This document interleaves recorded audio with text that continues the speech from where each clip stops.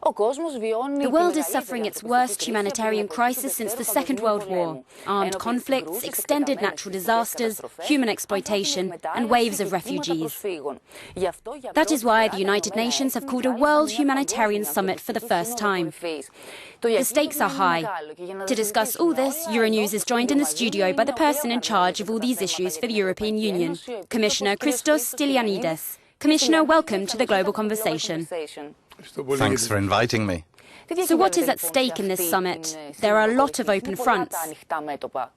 The process itself towards this summit is important because all the stakeholders participate. States, humanitarian organizations, all the parties that work on humanitarian aid.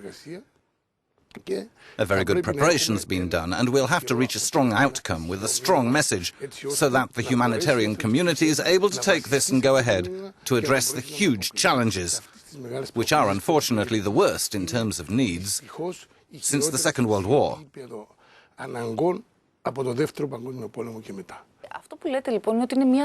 So what you're saying is that this is a symbolic summit. And I'm saying that because, although this started as good news, recently Médecins Sans Frontières, an organization that offers help from all over the world, announced that they won't participate and described the summit as a fig leaf of good intentions, adding that they have no hope.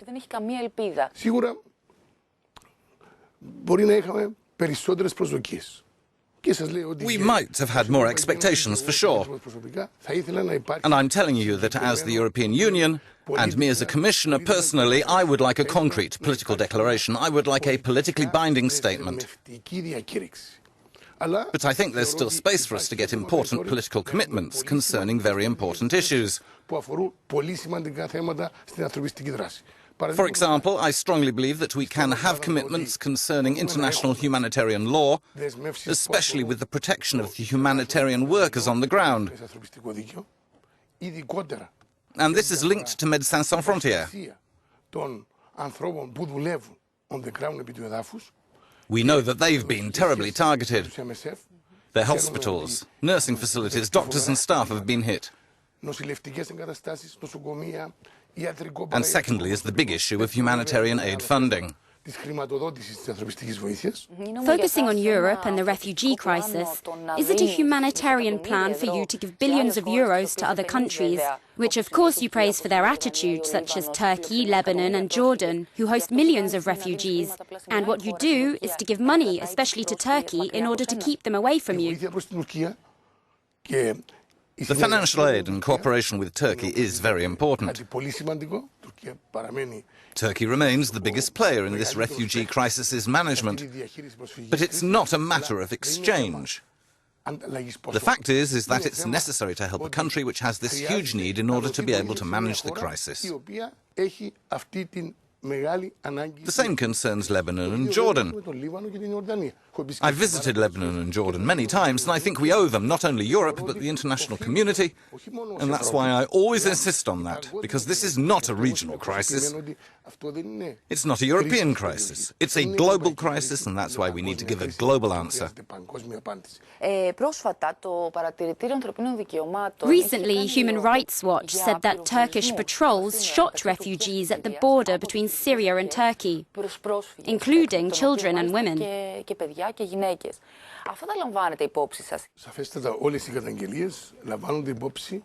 All these denouncements are taken into account, and we discuss them with each state being criticized. But as far as we're concerned, I want to make it clear that humanitarian aid is not given to the government, but to the humanitarian organizations. And to avoid misunderstandings, I mean UN agencies, international organizations, big NGOs which must meet specific criteria to be able to get the money.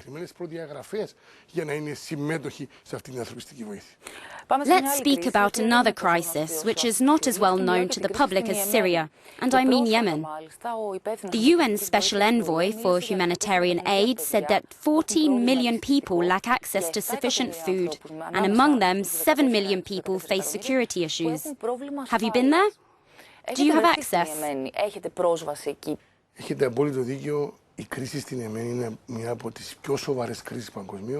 You're absolutely right. The Yemen crisis is one of the most severe crises in the world, and unfortunately, it's out of the international media attention. We found huge difficulties. We were intimidated, yet spoke with the warring sides, and we passed on important humanitarian aid. But unfortunately, there are no humanitarian organizations to take this aid. Because the situation is so dramatic that it's impossible for any organization to work there. There was, however, a positive sign lately with the truce. We hope that it will remain. The access is getting better. We go on helping, and I hope this truce becomes permanent so that we can address the humanitarian crisis.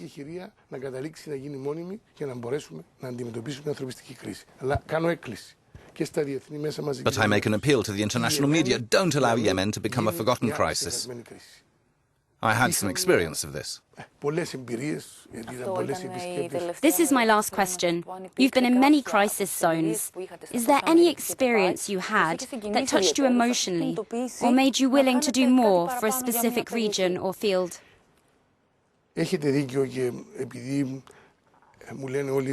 You're right. Because many people are telling me that I'm obsessed with education and emergencies. It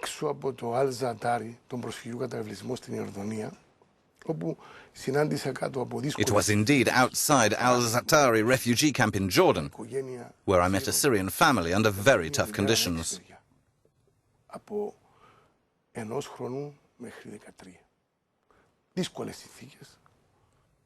It was one mother with 6 kids from 1 to 13 years old, very tough conditions. At the end, and before leaving, the mother came to me with a translator and told me, "Thanks for everything, but you see, we have a place to live and food thanks to you. But I want my children to have dignity. And in order to have a future, they have to get education."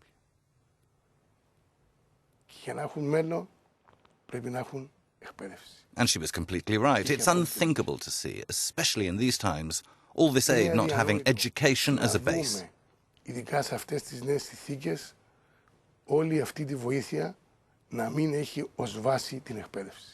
Education is the best defense against extremist views that we want to keep away from all the kids of the world.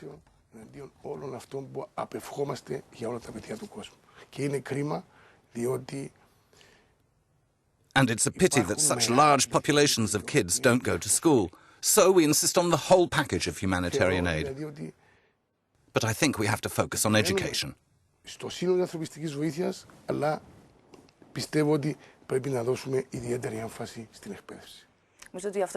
And I think that's the best message to conclude with. Commissioner, thanks a lot for your time.